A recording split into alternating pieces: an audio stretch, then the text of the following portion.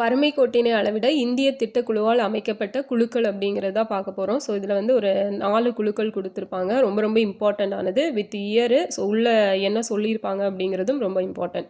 First பார்த்தீங்க அப்படின்னா அலக் committee 1979 வந்து அமைக்கப்பட்டிருக்கும்.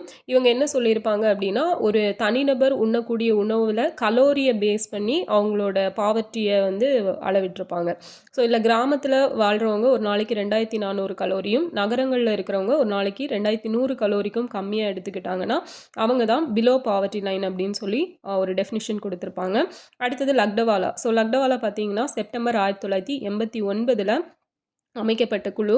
அண்ட் இவங்க எப்போ ரிப்போர்ட் சப்மிட் பண்ணாங்கன்னா ஜூலை 1993 அண்ட் இதில் பார்த்தீங்கன்னா கிராமங்களில் வாழ்கிறவங்க நாள் ஒன்றுக்கு 2400 கலோரி, அதே மாதிரி நகரங்களில் சேம் அவர் சொன்னதே தான் சொல்லியிருப்பாங்க 2100 கலோரி. ஸோ இதை பேஸ் பண்ணி தான் வறுமையை அளவிட்டிருப்பாங்க. அண்ட் இந்த கமிட்டி அறிக்கையின்படி தான் இந்தியாவில் வறுமை கோட்டுக்கு கீழ் வாழ்ந்தவங்க எவ்வளோனா 36% இருந்தாங்க. அடுத்தது Tendulkar committee. So December 2005 and இவர் தலைமையில் வந்து அமைக்கப்பட்டது. 2009 ரிப்போர்ட் சப்மிட் பண்ணுவாங்க.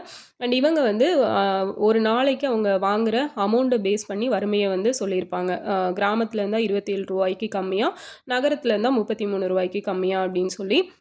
அண்ட் இவங்க ரிப்போர்ட் படி 2004-5 37.2% மக்கள் வந்து வறுமை கோட்டுக்கு கீழே இருக்காங்க அப்படின்னு சொல்லியிருப்பாங்க. அடுத்தது ரங்கராஜன் கமிட்டி 2012 அமைச்சிருப்பாங்க. ஸோ இவர் தான் 12th ஃபினான்ஸ் கமிஷனோட ஹெட்டாக இருந்திருப்பார். அண்ட் ரிசர்வ் வங்கியோட முன்னாள் ஆளுநர் இவர். ஸோ இவர் கமிட்டி பார்த்தீங்கன்னா ஜூன் 2014 ரிப்போர்ட் சப்மிட் பண்ணியிருப்பாங்க.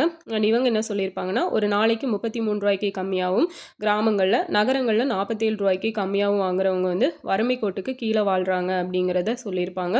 ஸோ இவங்க ரிப்போர்ட்டை பேஸ் பண்ணி 2011-12 29.5% மக்கள் வறுமை கோட்டுக்கு கீழே இருக்காங்க அப்படிங்கிற டேட்டாவும் கொடுத்துருப்பாங்க. ஸோ உங்களுக்கான கொஷின் பார்த்தீங்க அப்படின்னா வறுமை கோடு பற்றி ஆய்வு பண்ணுறதுக்கு ஒரு 4 பேர் வந்து ஆய்வு பண்ணியிருப்பாங்க. ஓகேவா? ஸோ அந்த 4 பேர் யார் அப்படின்னு சொல்லணும். 1960 பீரியடில் வந்து அந்த 4 பேருமே பண்ணியிருப்பாங்க. ஸோ அவங்க 4 பேரும் யார் அப்படிங்கிறத கமெண்டில் சொல்லுங்கள். நெக்ஸ்ட் வீடியோவில் பார்க்கலாம். தேங்க்யூ.